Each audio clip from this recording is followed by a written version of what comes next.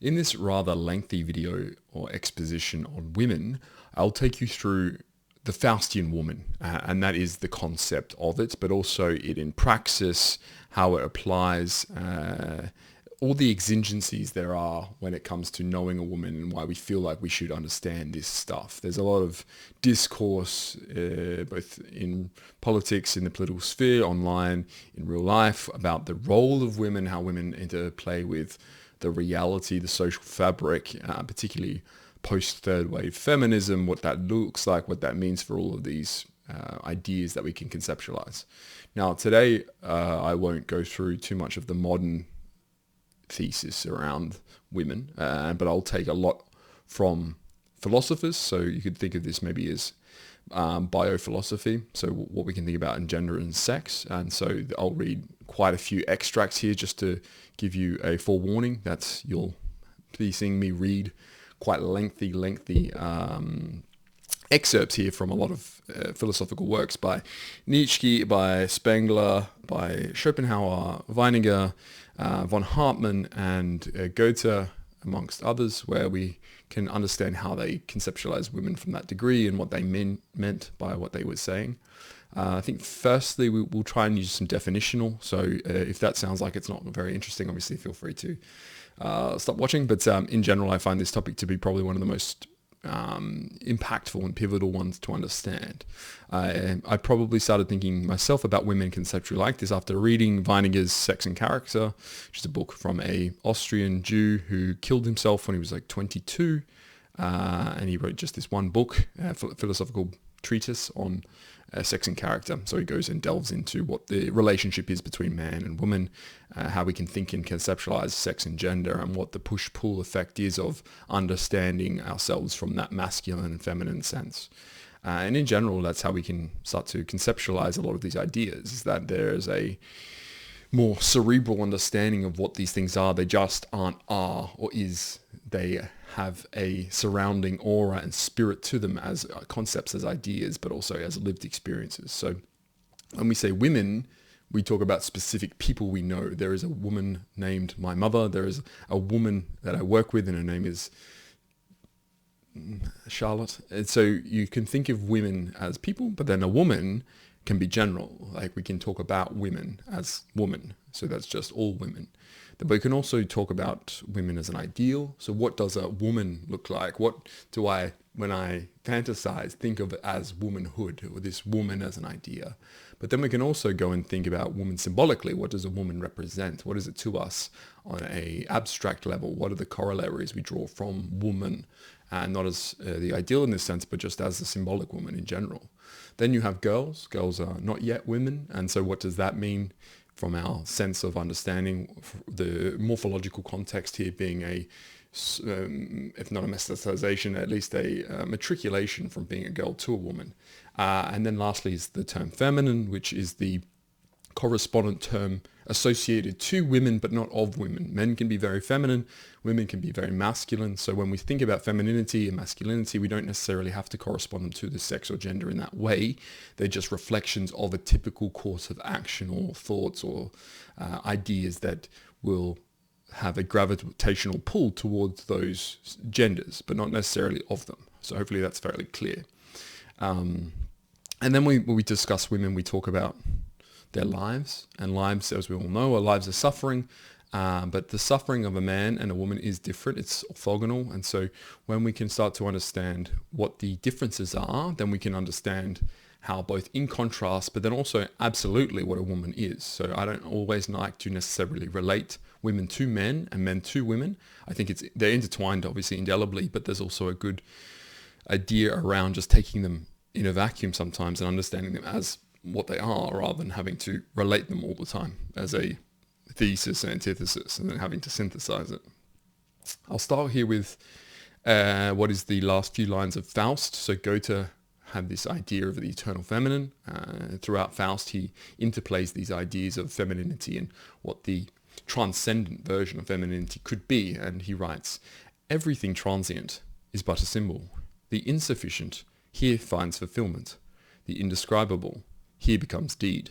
The eternal feminine draws us on high." And so here, I think Goethe has introduced probably what is one of the first conceptualizations of an eternal female from a analyze or analytical perspective. It's to take it away from the known, the intuitive known, to the world of ideas. This is to say, women have always been represented in literature, in art, in poetry, in all of these facets of understanding, but it is something else to start a discourse or analysis on them more macroscopically, and to say, what is it actually that women represent, rather than just facets of women, that you have a Helen of Troy and she's beautiful and beautiful enough to launch 1,000 ships.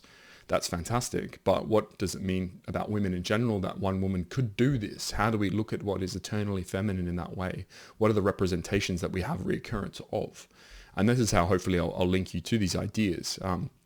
Spengler also talks a lot about woman, and woman is this idea. And I think the best quote for me is his first one here, where he says, "The woman as mother is, and the man as warrior and politicians make history." So our idea of Spengler's woman here, because he relates life and living and being into destiny and fate. And so how do we understand those interlinkages? Well, the idea is that woman actually is destiny herself. Her ability to be a mother is what is correspondent to a destiny. So it's very mechanical in that way.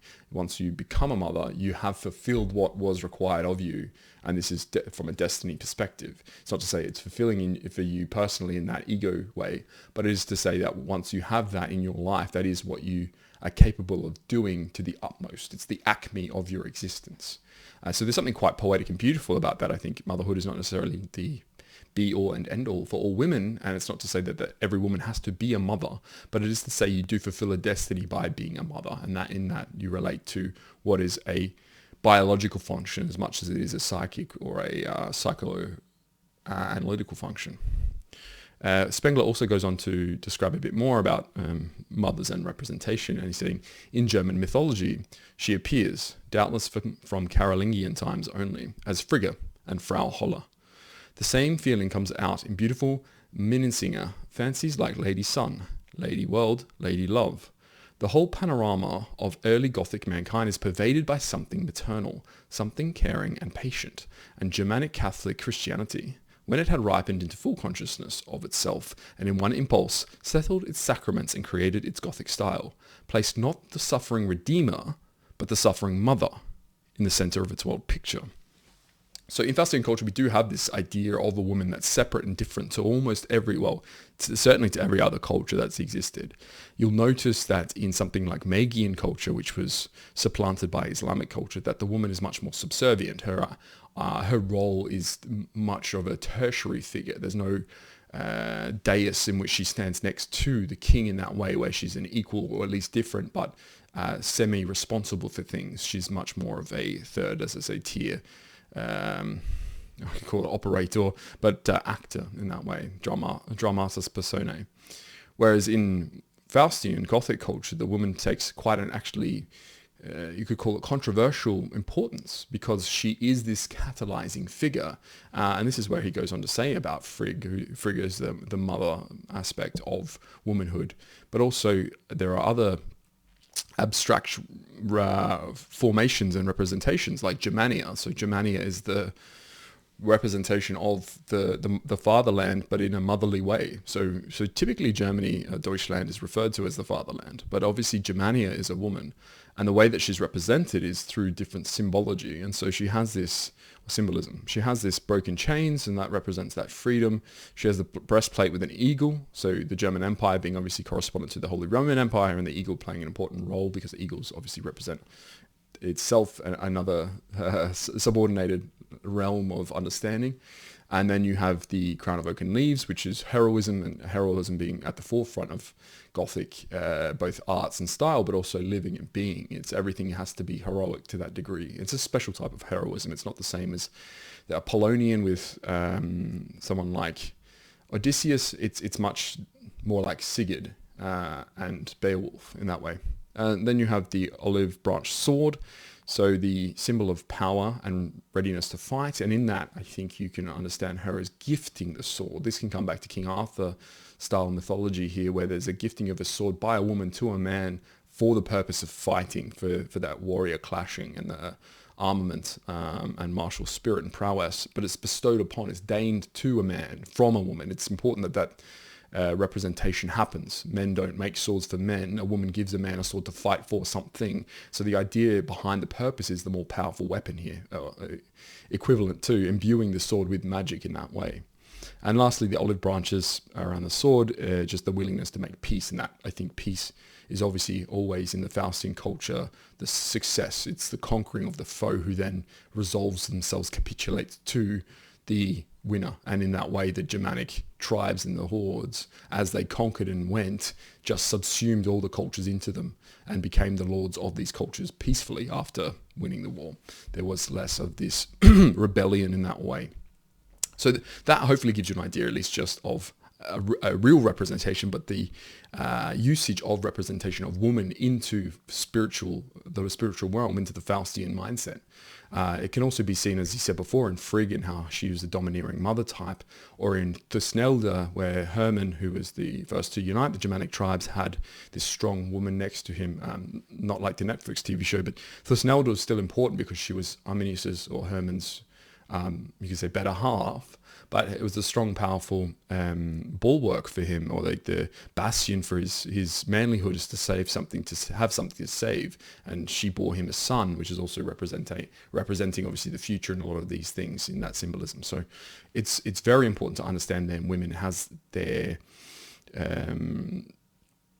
ability to manifest certain attributes is this hopefully eternal feminine, in that way, that there's a historical blend and a mythological blend here, almost a euhemerism around this, and that the woman has always been part and parcel for the saga of the man.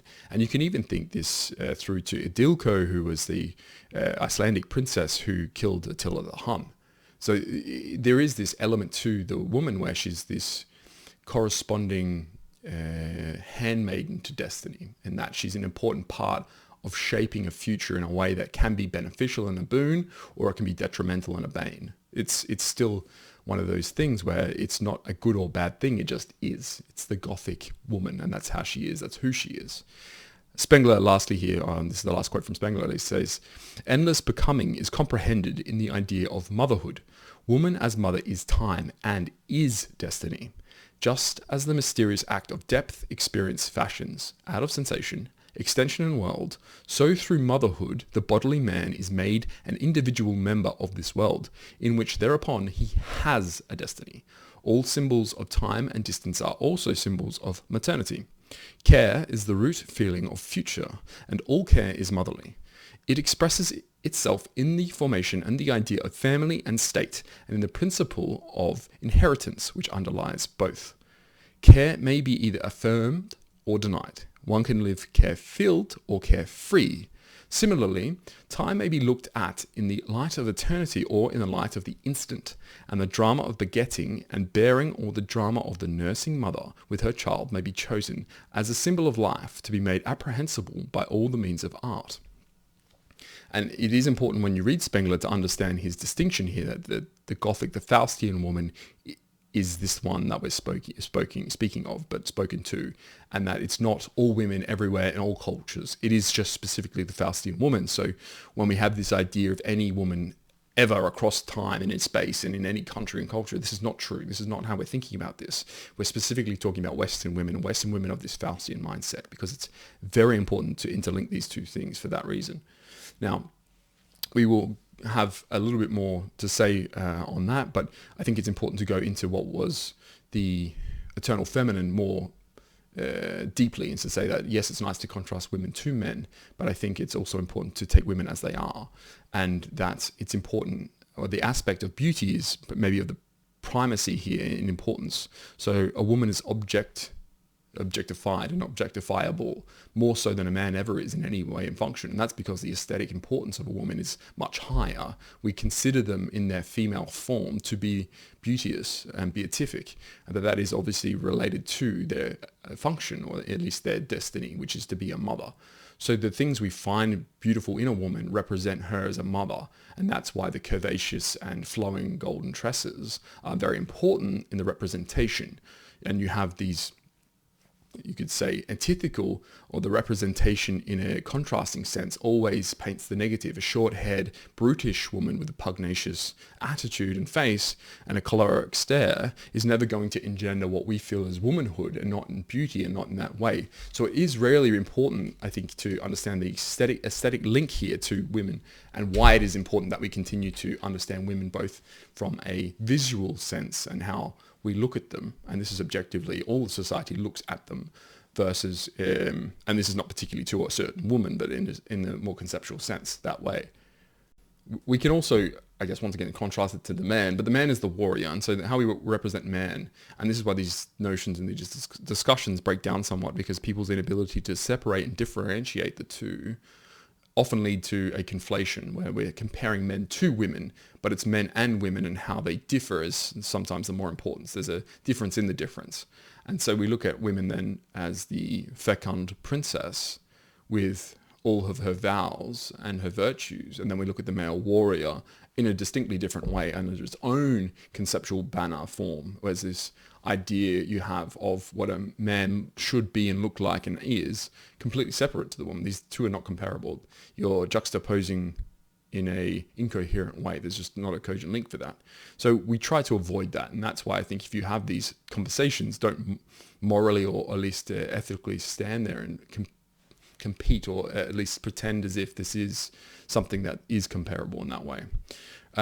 There's another excerpt here which I'll read to you, where we go on to say, the last thing that I wish to advocate is the Asiatic standpoint with regard to the treatment of women. Those who have carefully followed my remarks as to the injustice that all forms of sexuality and erotics visit on woman will surely see that this work is not meant to plead for the harem. But it is quite possible to desire the legal equality of men and women without believing in their moral and intellectual equality, just as the condemning to the utmost any harshness in the male treatment of the female sex. One does not overlook the tremendous cosmic contrast and organic differences between them. There are no men in whom there is no trace of the transcendent, who are altogether bad, and there is no woman of whom that could truly be said. However degraded a man may be, he is immeasurably above the most superior woman, so much so that the comparison and classification of the two are impossible. Now, Weininger here is very obviously centralized on his thesis around the differences in men and women and what the importance of knowing a man is and a woman is. And we'll treat that separately in a later stage of this video. But I think it's important here just to understand both the Faustian notions here, so that the Asiatic is completely different in how the woman is represented and treated, and what her function is in society, and how we would view her as this morphological form. And then it's also to say that you can see that sexuality and eroticism become quite strong proponents in the discussion of a woman, more so than a man.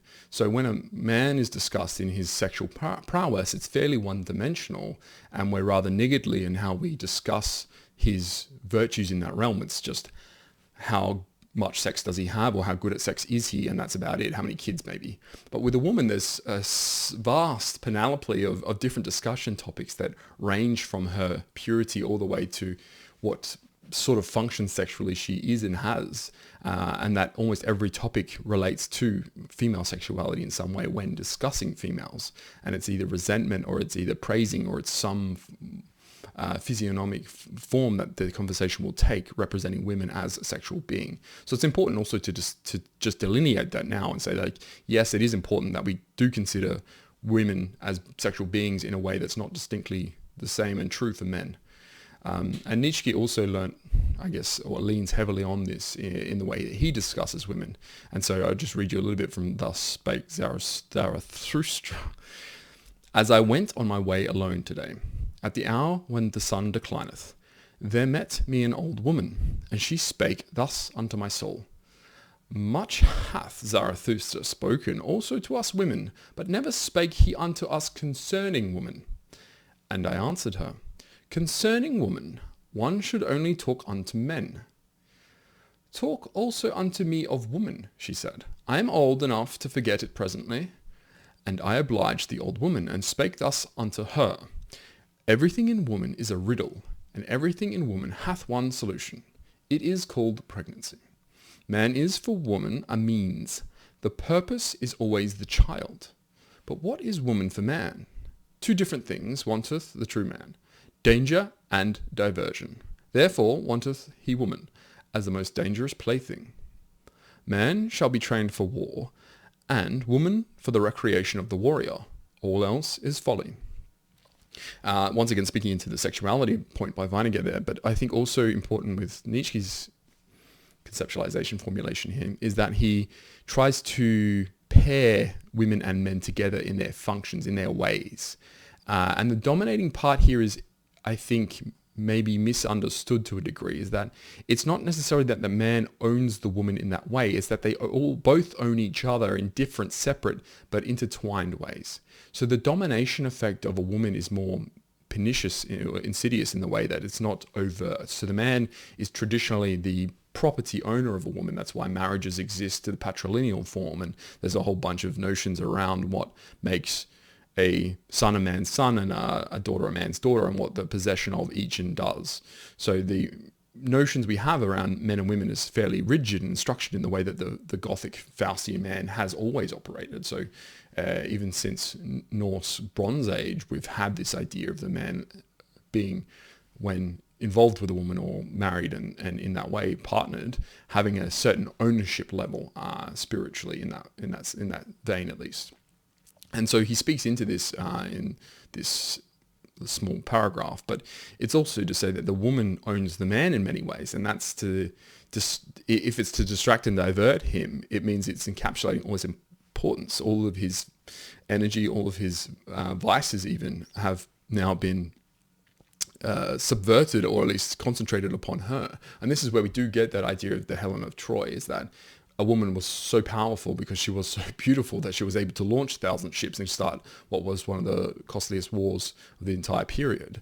So the notion that a woman is owned and is powerless, I think, is maybe a very oversimplification of something like this, where we actually have much more nuance around how women interact with men on that level of power, and the distinct level that a couple has in relation to situational power is something that's, at least for me, not very well understood for most people that I interact with. It's very, he makes decisions here, that means he's the boss, or she's got the pants on and she's doing all these decisions, that means she's the boss. It's much more delicate than that, and there's much more understanding that needs to be had around the power dynamics in a relationship, but also in the more conceptual overman sense, where if there's someone who's striving to be that, then the woman probably takes a much more minor role, but not necessarily of less importance. It's that she features less, but when she does feature, she's of primacy importance rather than secondary or tertiary, which is the negation of this prolonged or protraction of woman as partner to man forever. Is to say a man's saga is his own, and that the advent or the inception point of one woman into the saga is one of these important turning points in his saga because of how important she is and how much power she does wield. And that is in that way, I think, speaking to that, but also just more broadly about this conceptualization of woman. And the second point here from Nietzsche, or the second excerpts I've taken from Nietzsche here are from Beyond Good and Evil, and these are just a few that relate to women. He says, "Woman learns how to hate in proportion as she forgets how to charm."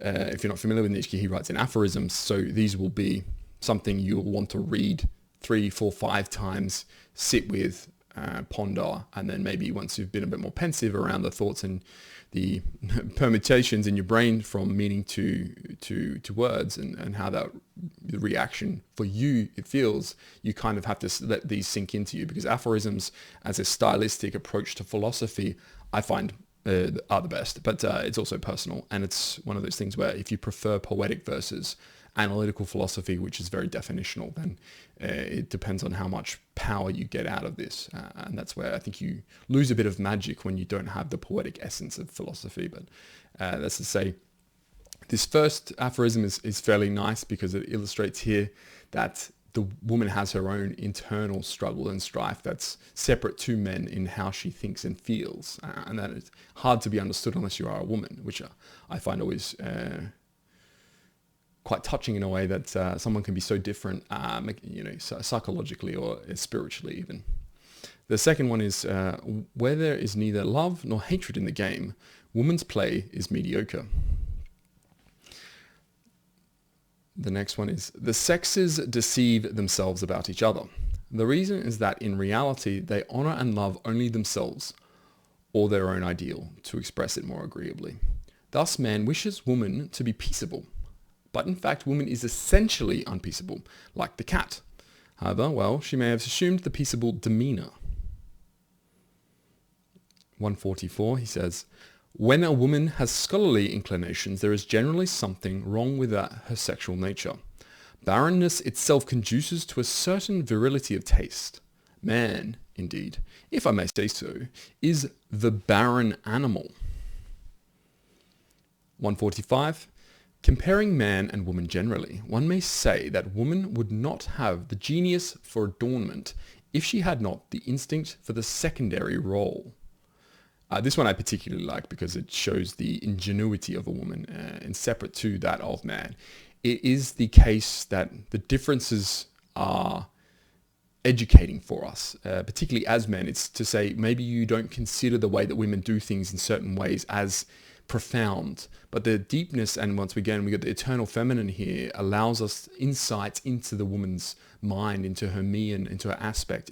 Exactly how and why she does things can be, I think you could maybe call it praxeological and rational, but because there's such a similarity in the reoccurrence, it's this effect of recognition, because we can infer the same patterns over and over and over and over and over, in that we get this typical or typified woman or her behavior. And I think that's very philosophically profound in how we can conceptualize woman as a sex, and then alternatively how we can identify and relate to men relating to women as a sex, as a gender. The last one here then I'll read you is an excerpt from Weininger again, where he goes on to say, the practice of merely calling anyone who assails woman a misogynist, instead of refuting argument by argument, has much to commend it.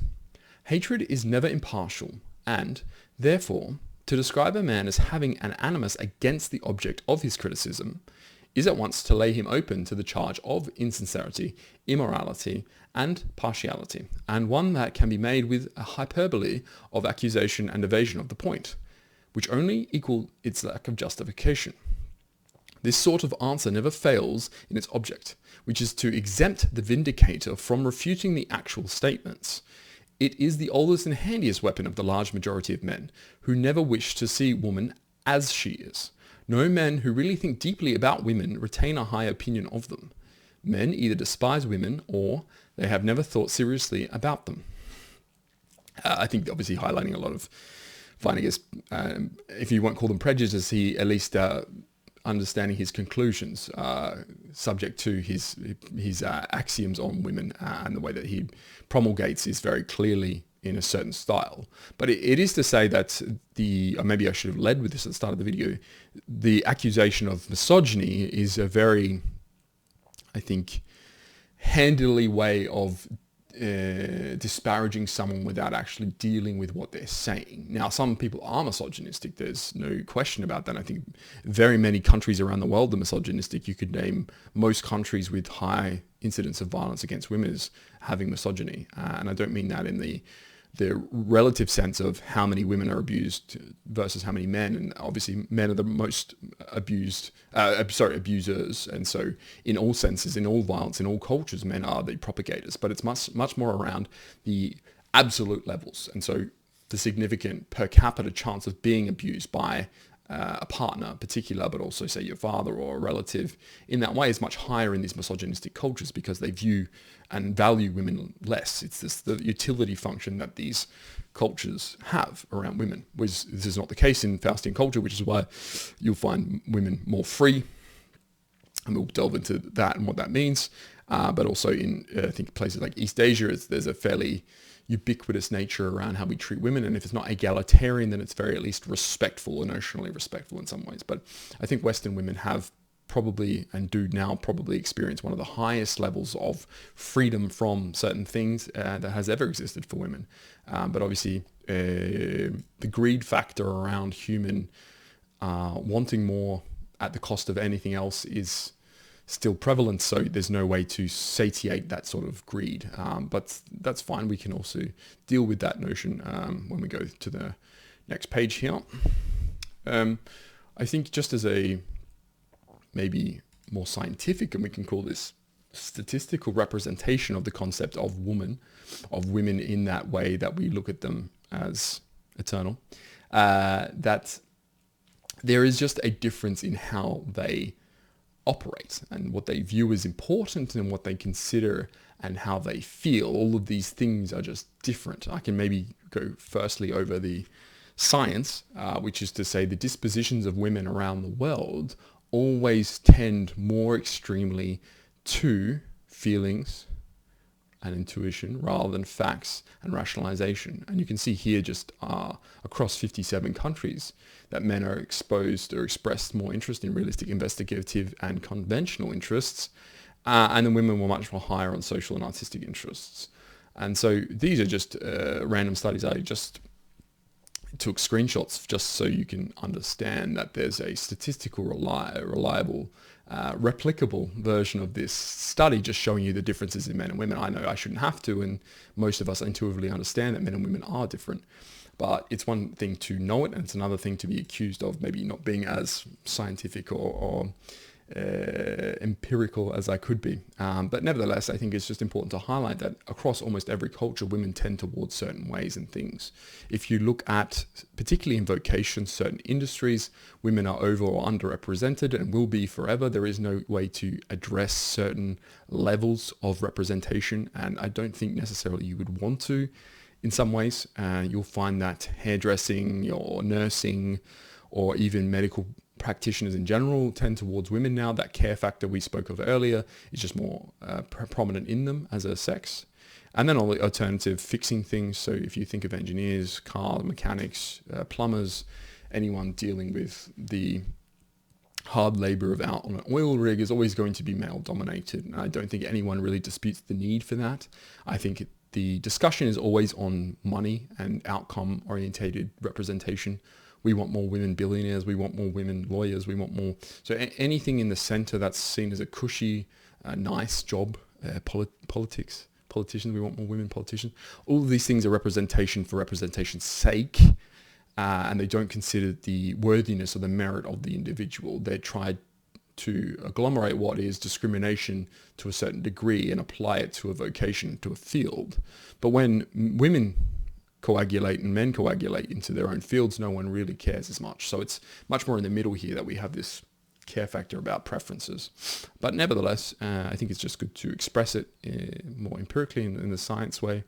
So hopefully you all can understand. And that it's in the extremes that we learn the most. And this is a Carl Schmitt idea, but it's to say that the experience of an extreme highlights a rule, an outcome of something where we can then represent the totality of that in its extreme. And so it's very telling for us if a woman chooses more often than not to do one thing and the man never does it.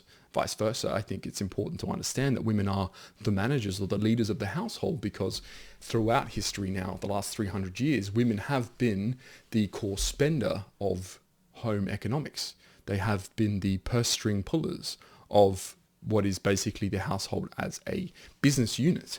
And so knowing that and not seeing that there was any setup for that to naturally occur other than the genders happen to prefer that arrangement and this the way it has come about is natural, then once again telling us a lot about how, when coupled, women prefer to behave or what their predilections are for.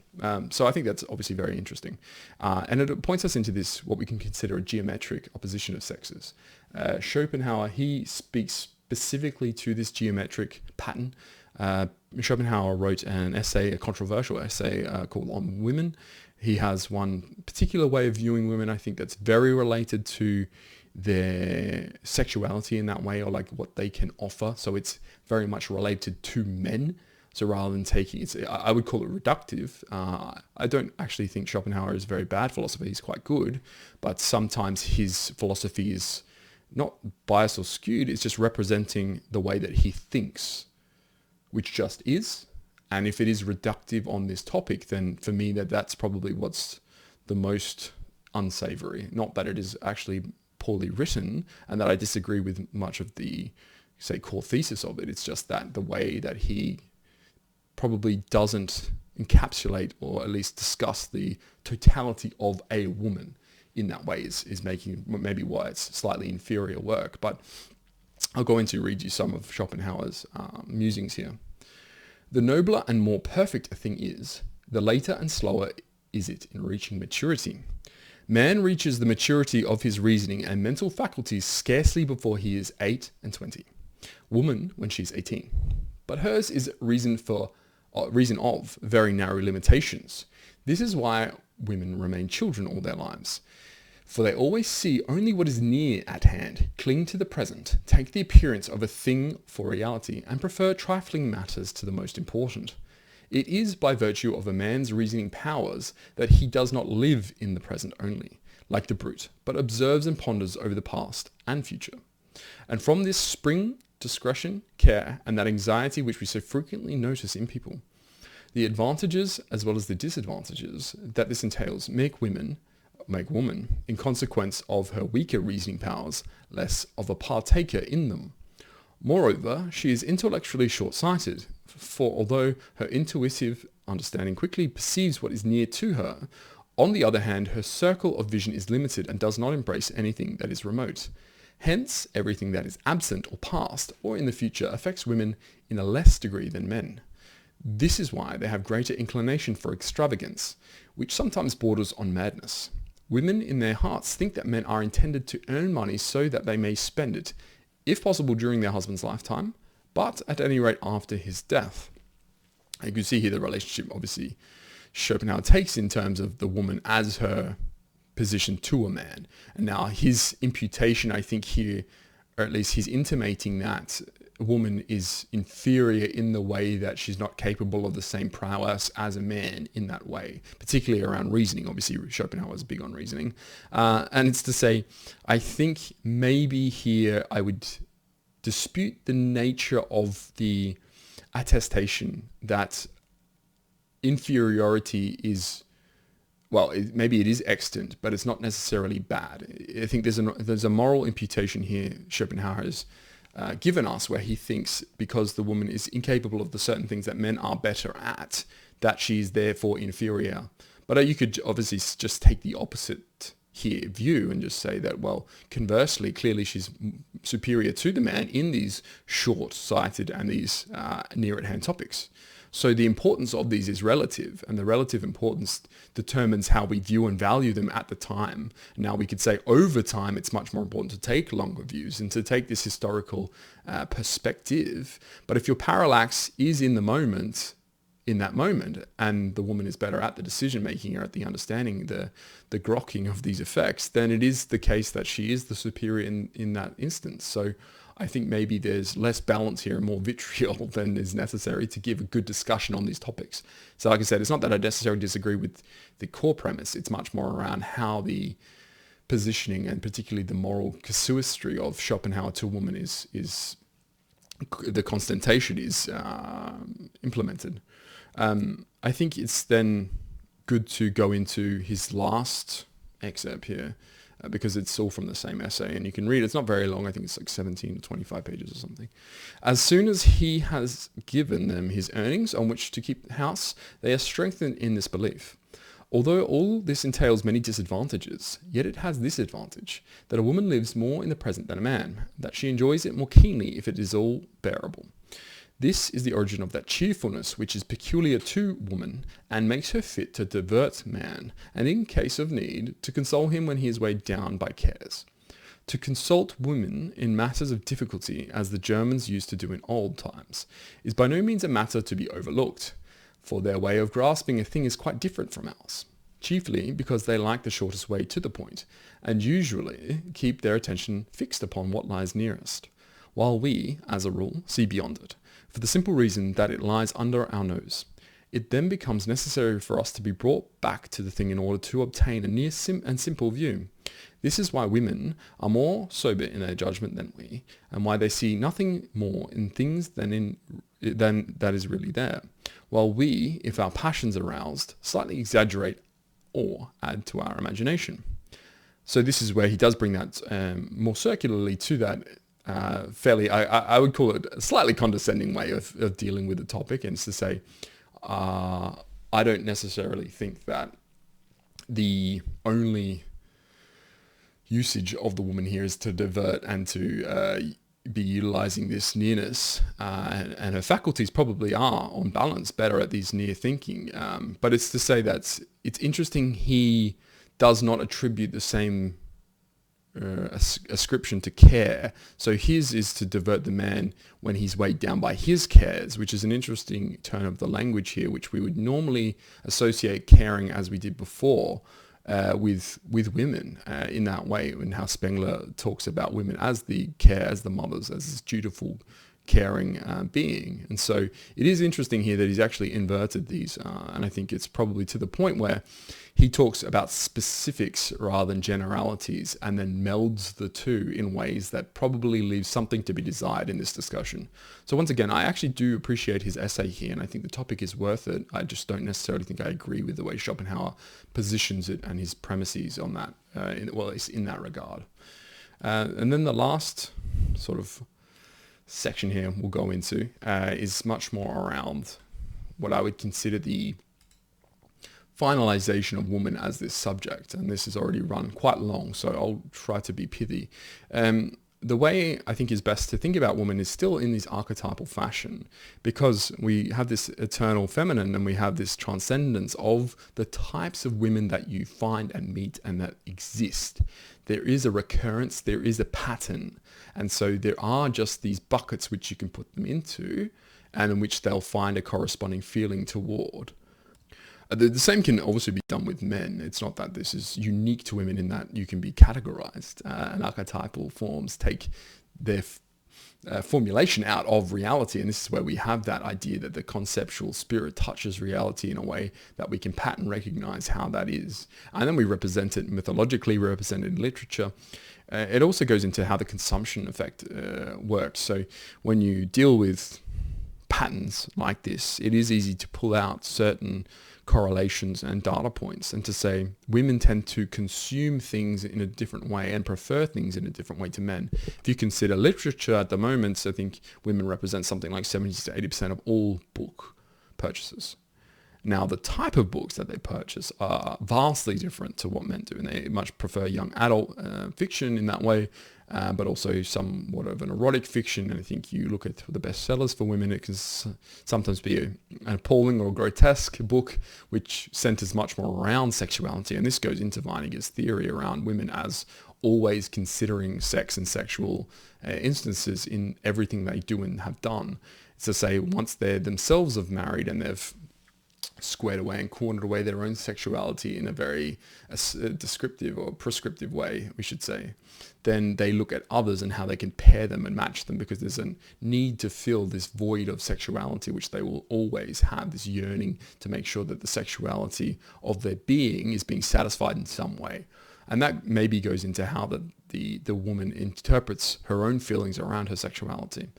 But in general, as I say, the archetypes here relate not just to sexuality, but all incorporate some version of sexuality or asexuality or unsexualness. And so the huntress we can think of, I think, is being related much more to Mother Nature, in that way that we consider nature to be caring, motherly, and offering us things. And the huntress is our conduit to that.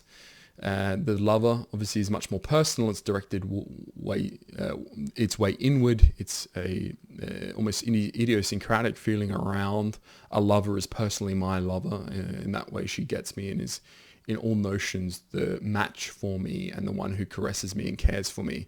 And I have that cupidity with her.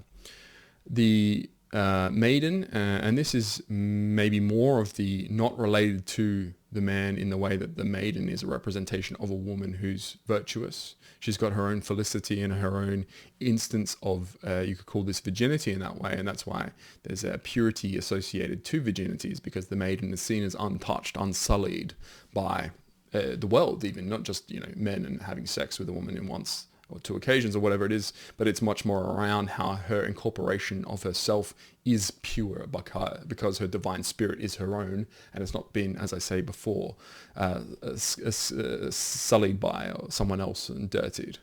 You then have the mother. This is a fairly easy one. I'm sure all of us have represent this. This is to avoid, I think,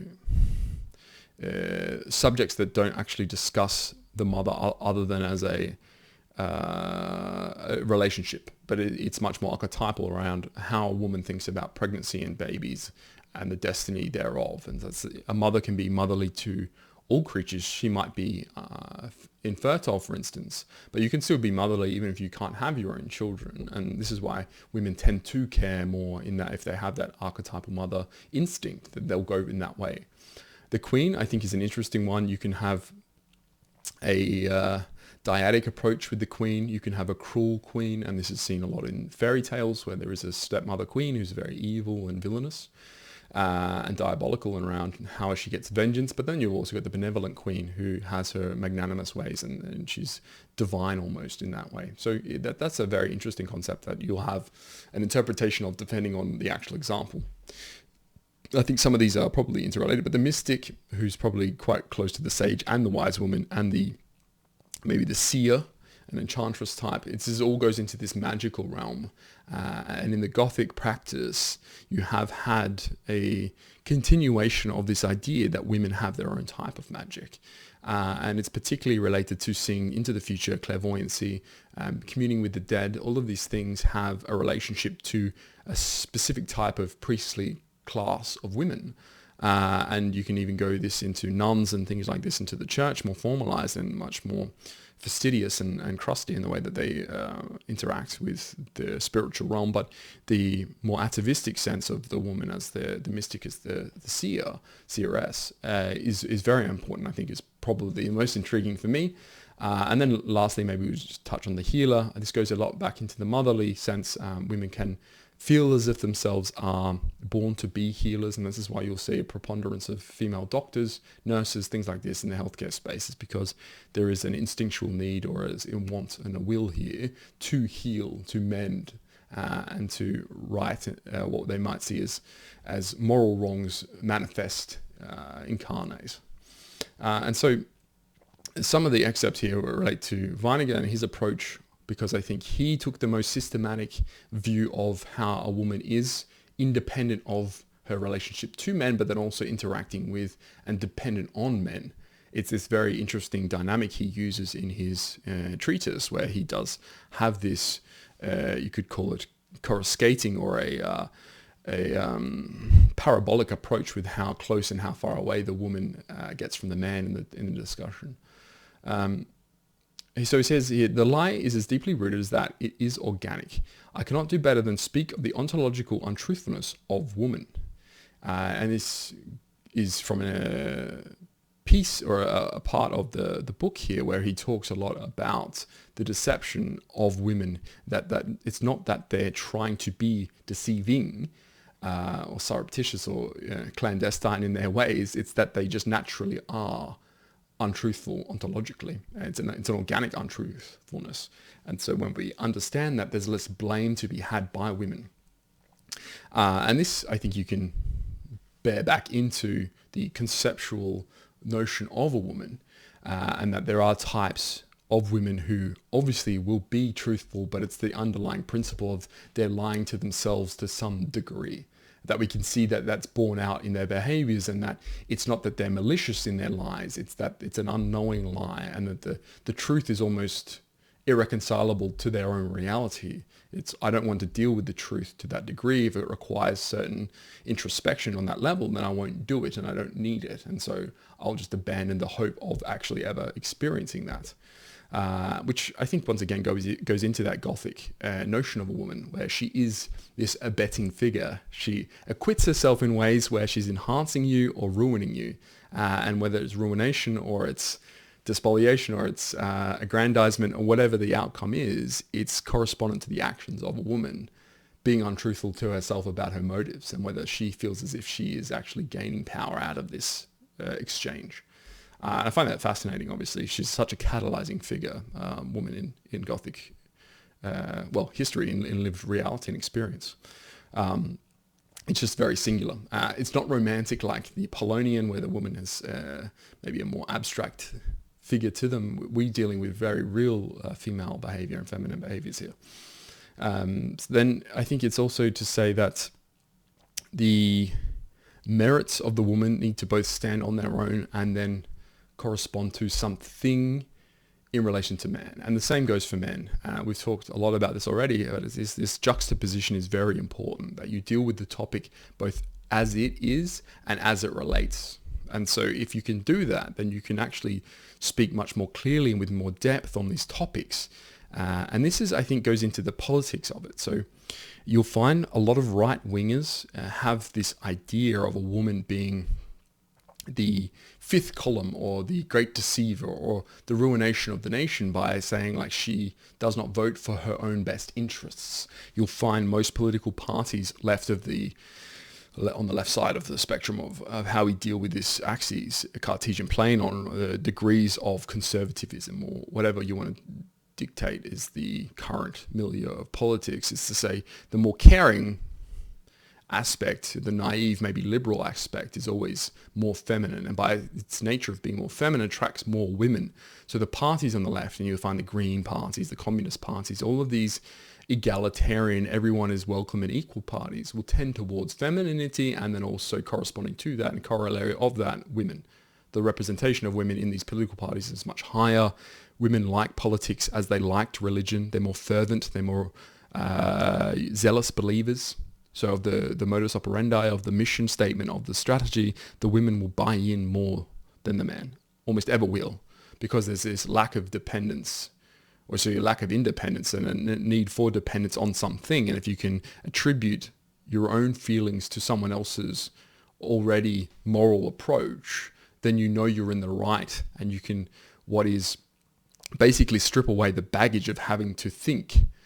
In that way, it's actually quite freeing to just abandon all hope of your own critical notions or your own, what you might call it, ego and corresponding weight of the ego dragging you to reality, and just fill your head with spooks. You can just spookify yourself to a degree where it's ignorance is bliss, a blissful ignorance. That is the corresponding way in which you can attribute a lot of female voting behaviors. It's just nice to not have to deal with the reality. Now, as I said before, particularly men on the right wing here will get very annoyed at this and not understand why the woman would capitulate to this. Why would a woman choose to be her own undoing from a social fabric sense? We go back into the nearness that Schopenhauer talked about, that women only understand what's near. They don't tend toward the longer term, what the implications of certain things are. But you have to understand a woman's relationship to the politics is not existential. So when you think about wars, women are almost never, slaughtered to the same degree and genocided to the same degree, holocausted on the same degree as men. Women and children, more generally, are the booty. They are the spoils of war. And so when you're not existentially necessarily threatened by the idea, and politics is an extension of war, we've gone through this in several videos, then you're less concerned with it from that angle. You don't actually feel that threatened. You're much more concerned with is feeling good. And that is much more social, and it's much more around approved focus group style consensus. But when you have this notion of longer term and actual existential threat, like if we are to be bombarded with infinity third worlders, most of them are military aged men. So as a citizen and a man, then you have to naturally be threatened by this in that way, because the men who are coming here are threatening you. And it's very direct in that way. It's not that you'll necessarily be stabbed. It's much more around systematically being replaced to that degree. The woman doesn't care, because there's still an absolute buffet of choices for her in terms of life. She can be celibate, she can move somewhere else, or she will still be able to find a boyfriend or a husband and get pregnant. So for her, it's less of a worry. There's not the same consideration around that. And you'll find some women are very blood loyal, or they are concerned with what the looks like as a replacement. But it's to say that the women as a collective don't have this existential threat. It just doesn't exist for them in that way, because it isn't there. It's not their reality. They aren't actually threatened. We are, as men. And so as a man, then you go, okay, so the political game that's now been set up, now that you have universal suffrage, means that you're actually playing on a, not a disability, but you are actually, what I would at least say is having a handicap around performance of the nationhood, around the state long term. You've included people into the polity and into the voting practices, which don't carry the same strain of thought around the long term, around threats, around social fabric necessity. So if to say, I like the way society is today, then I need to maintain it in certain ways, is actually aggressively growth oriented rather than it is protective and defensible, because when you start to shrink and shirk away from threats, you actually induce appeasement in that way. And so immigration particularly is the alien coming into what is previously the homogeny and disrupting it. And you create this multipolarity internally, and once you get this discoherent nature of politics, then you will just suffer what is this a distortion effect. And so you can start to understand exactly why it feels so annoying to have to deal with politics in this way, is because there's completely disparate notions around what is actually considered nice, moral, good, but also what's necessary and what's functional. And these two things are irreconcilable. So politics is in this position of which the women on one hand want to act and appeal to certain things in certain ways, feelings in particular. Do I feel good about this? And the men want to act rationally, want choices to be made which have corresponding outcomes. But these two sides will never see the same. So you have to, if you want to win in politics, position something that feels good. And this is why Donald Trump is actually quite effective. He says things that feel good. Women like to feel good. And if you can feel as if your socially and your status is elevated by the choices, by corresponding identity associated and attached to him, then you're actually winning more than any of the policy mandates he has. If you're saying, look, I'm this strong man that women appeal to, that's enough. Women will appeal to it. If you're trying to drown them in policy and look how good my economic model is about associating this percentage decrease in tariff with an increase corresponding in our interest rates will allow, I mean, no one who's not educated will ever care. But women in particular don't care about that unless you tell them how they should care about it. And then in men, it's obviously you're going to have this contest around the truthfulness and the fact and how we can argue I'm right and you're wrong. And then you obviously get this purity spike on that end. So men are obviously much worse for that degree. This is what bears out in those autistic online arguments, right? You can also look at this representation in, say, something like online dating, particularly in the applications or the apps, where men try to gamify a system because naturally men think about games and the way that an interaction can be gamified by what's a click-through rate, what is it around my hit rate, what can I do to test, A/B test these things.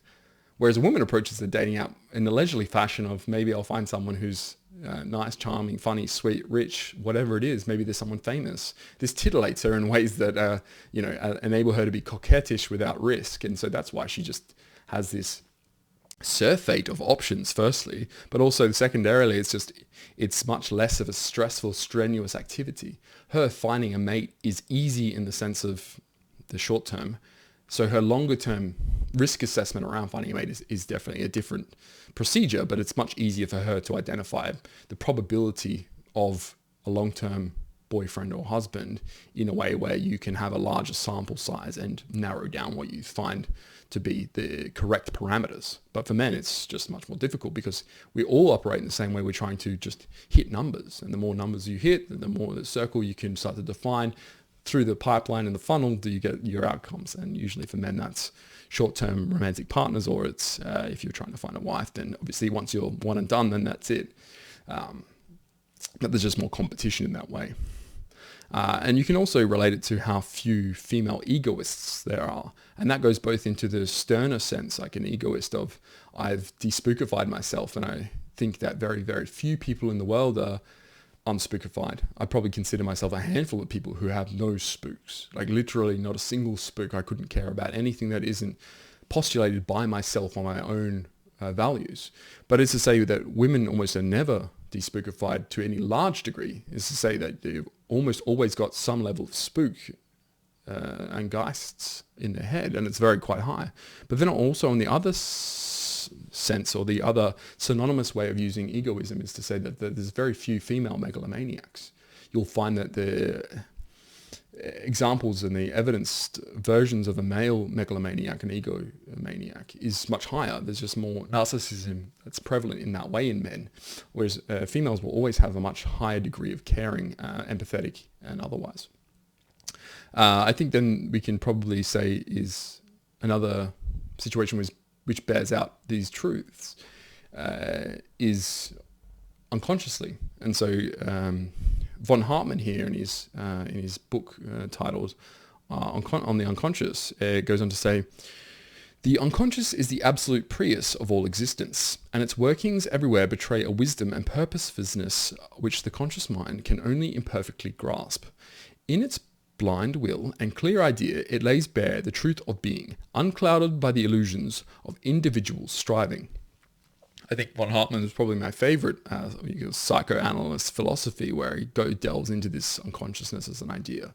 But it also bears out in that women's unconsciousness tells us things about them because it's the way that they behave in a visceral sense. They're intuitive in that way, which is quite important for us. And I think that also goes into pairing and how we understand the choices. So this is the most interesting part.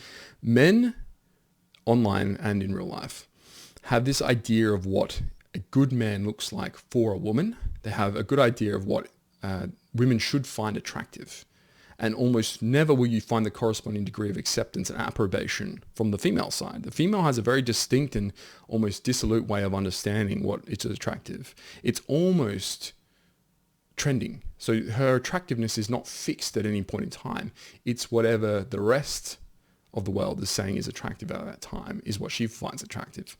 And the more attention that is piled upon a certain level or certain aspect of attractiveness, then she cares more about that in that time. So there's always this trendified attractiveness. And to bear this out even more explicitly and clearly, if you look at gay men, so homosexual men, and how they bond or pair with each other, it's very easy to see who they find attractive and who they're trying to shag. But then when you deal with women who like women, bisexual or lesbians, you'll have a very hard time understanding why some women find each other attractive. Is because it's much more personable in a way that's there's no comprehensible way for a man to understand why women make the choices that they do. This goes into why some men will see a woman with a man and go, what the fuck is she thinking? And it also goes into why some women with women are like, wow, that girl's batting way above her league. But maybe the opposite is the feeling. Maybe one girl is actually much more of a catch to that woman than the converse here. And then you'll have what is a very discombobulating experience around trying to understand the female attribution of attractiveness in that way. It is perplexing and bewildering to a degree that a man will never comprehend it. And this is why that unconsciousness is such an important factor in bearing out truth, is because sometimes we can't understand these things ourselves other than lived experience tells us these things exist in these ways. These last few quotes here, maybe by Weininger, to say that woman is neither high-minded nor low-minded, strong-minded nor weak-minded. She is the opposite of all of these. Mind cannot be predicated of her at all. She is mindless. That, however, does not imply weak-mindedness in the ordinary sense of the term, the absence of the capacity to get her bearings in ordinary everyday life. Cunning, calculation, cleverness are much more usual and constant in the woman than in the man. If there be a personal selfish end in view, a woman is never so stupid as a man can be.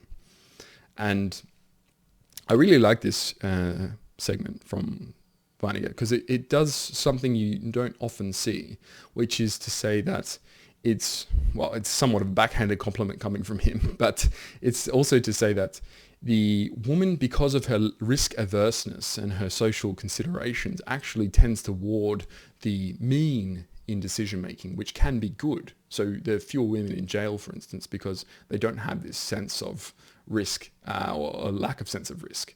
It's just a middling effect of I'll take semi-risks on each end, or semi-no risks, and all of my outcomes will tend toward the middle. And this is where you get this calculation and cleverness, is actually because there's an underlying aspect to this, which is much more calculating and considering.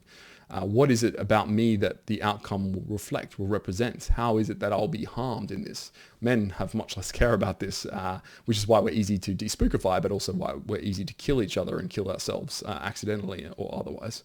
And I think it's also to say that the criteria on which we judge men, and this is men and man in that sense, is different.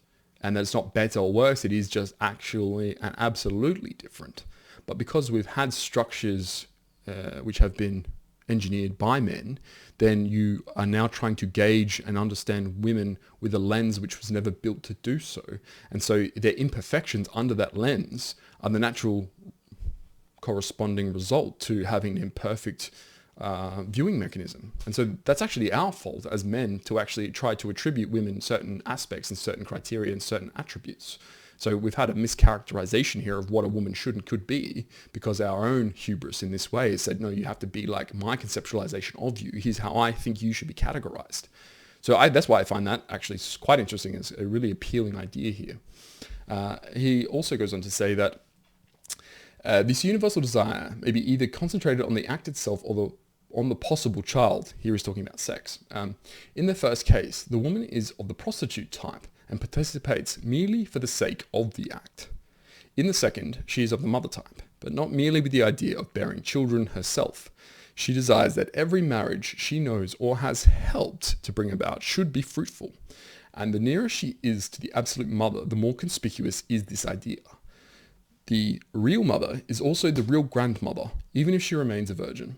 Johann Tressmann's marvelous portrayal of Tante Jule in Ibsen's Hedda is an example of what I mean. Every real mother has the same purpose, that of helping on matrimony. She is the mother of all mankind. She welcomes every pregnancy. And he's given a binary choice, right? Prostitutes or mothers. And I think this is maybe slightly naive on his behalf and not in consideration of the full Faustian landscape.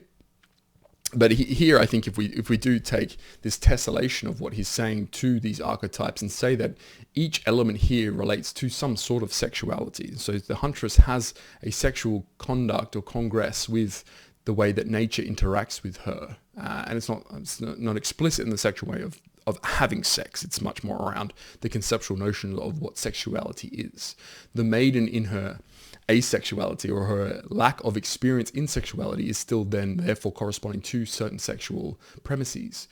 The lover obviously naturally is probably more of that prostitute type, but then could transfer and maybe transvalue herself or transmogrify even into the queen or the mother. And in this way, the lover has the potentiality, and this is also what's exciting about the lover in that way. And the maiden can go into the lover who can go into the mother. This is how that transformational and heroic female cycle can take form. And I think on the converse of that is, if there's particularly I would say extreme or outrageous scenarios, ones which leave a scarring on the psyche for a woman, she can turn from a maiden into something like a seeress or a healer to deal with her own trauma in that way. It's the effect that women have is they internalize trauma and degrees of suffering in ways that men don't. Men will lash out and react out. This goes into having what is sexual organs on the outside. So having a penis and testicles on the outside means that it's correspondent to the man's actions, which are normally exogenous. It's exposing the world to ourselves, whereas women's sexual organs are on the inside, and there's an internalization effect of everything else to them in that way. And this has the corresponding effect, and particularly of things like rape, but also other less, more savory, we could say, and less salubrious things, and they occur with the impressions that you get or the expressions that you give. There's an interaction, but there's also a reaction and you could say an overreaction sometimes from that degree. He lastly here says that, as a rule, the woman adapts herself to the man. His views become hers. His likes and dislikes are shared by her. Every word he says is an incentive to her, and the stronger his sexual influence on her, the more this is so. Woman does not perceive that this influence which man has on her causes her to deviate from the line of her own development. She does not look upon it as a sort of unwarrantable intrusion. She does not try to shake off what is really an invasion of her private life. She is not ashamed of being receptive. On the contrary, she is really pleased when she can be so and prefers man to mold her mentally. She rejoices in being dependent, and her expectations from man resolve themselves into the moment when she may be perfectly passive. But it is not only from her lover, although she would like that best, but also from her father and mother, uncles and aunts, brothers and sisters, near relations and distant acquaintances, that a woman takes what she thinks and believes, being only too glad to get her opinions ready-made. This speaks back into several topics that we've discussed, and in the interpersonal relationship of a woman to politics. And this is where it becomes more praxis around how do you utilize the disposition of women in the best way to get the outcome you want politically. So there's just a necessary latitude the woman needs in this way. There needs to be this leeway, this freedom, and that you can see. And even an example given is that. So take the most extreme example we can think of politically in the last 100 years, which would be the Nazi Party. Still fewer women voted proportionally for them than men in the 1933 election. So the idea of a social acceptable mores here is still important, even in an extreme environment like that. And we can see with current voting trends that women are less likely to vote for what is not considered the PC middle ground milk toast offering. So someone who is inoffensive is actually more likely to garner votes in that way than someone who can be seen as offensive, because the controversy and controversy, you could say the manner in which we're starting to rebuke one another becomes much more martial. It becomes this contest. Violence is imminent, incipient, and then you have what is a threat to her and her feeling of security by the implication thereof, and therefore she will rescind her support for that. So you have to be peaceable the way that you go about and conduct it. Now, obviously, we know change is never going to be catalyzed or galvanized by peace, and so you just have a impossibility. There's a paradox around the change of power with a woman, and that it can never actually exist. You have to take action and then just deal with the reaction. I think then I can lastly, the denouement on this topic, and this is not to say I've finalized the topic of woman, but hopefully it's given you an idea of the philosophical woman in all the varied ways that she conceptualizes herself. We can say, if you understand women from or to this degree, it doesn't necessarily help you, but hopefully it helps the way that you consider women going forward from a conceptual blame, regard, interaction standpoint. So it won't make you maybe better with women in that way and knowing how to deal with them, but it will give you the why they are the way that they are, which can be actually somewhat of a panacea for the ails that women tend toward giving men. Men have a fixation on women because they are so alien to us in so many ways. It's this, why are we the way that we are? Why do we do the things that we do? Why is it that wearing white to a wedding as not the bride is such a faux pas, but the idea of actually being violent is such a rarity, it's seldom seen. Whereas for a man, if the corresponding faux pas was enacted upon, then violence would be the first outcome. It would be this tendency towards the duel, or at least social exile. And for exile for men is proper exile. Exile for women is getting thee to a nunnery. It is not in corresponding terms, not the same punishment. The crime and punishment factor here is always differentiated upon sexual and gender guidelines. So, like I say, hopefully this has been enlightening to you in some way, and that I know it's been a lot of reading and there's been a lot of information packed into this hour and 15 minutes, but I do earnestly hope that you take something out of this and ponder a little bit more about what gender and sexuality has and how it impacts us in our existence and how it helps you interrelate maybe going forward with women as a gender, as a topic, as a concept, but also in the woman herself.